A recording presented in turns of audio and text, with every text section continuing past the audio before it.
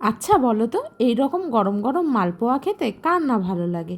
ছোটোবেলায় যখন পাশের বাড়িতে মালপোয়া বানাতো, তখন আমিও আমার মাকে বলতাম, মা মালপোয়ার গন্ধ বেরোচ্ছে, বানাবে? তো আজকে আমার মেয়ে বায়না করেছিল, মা মালপোয়া খাবো। আর বৃষ্টিও পড়ছিল বাইরে। আমি বললাম চল ঠিক আছে বানিয়ে দিই। প্রথমে ময়দা আর তার সঙ্গে খেজুরের গুড় একটু ছিল, দিয়ে লবণ আর মৌরি দিয়ে ভালো করে মিক্স করে নিলাম। মিক্স করে নেওয়ার পর হালকা ঈষদুষ্ণ গরম দুধ দিলাম। তারপর একটু জল দিয়ে ভালো করে নেড়ে চেড়ে নিলাম। তারপরে একটুখানি গুঁড়ো দুধ 2 চামচ মতো হালকা ঈষদুষ্ণ গরম দুধের সঙ্গে ভালো করে মিক্স করে নিলাম, যাতে টেস্টটা আরও ভালো হয়। এতে কি হবে জানো তো, একটা মিল্কি মিল্কি টেস্ট আসবে, যেটা নর্মাল দুধ থেকে পাওয়া যায় না। তারপর দেখতেই পেলে কত সুন্দরভাবে ব্যাটারটা তৈরি করে নিলাম।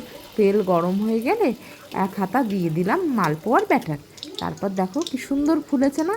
ওহ, দেখে তো প্রাণ জুড়িয়ে গেল। তোমরাও কিন্তু এরকম বানিয়ে খাও।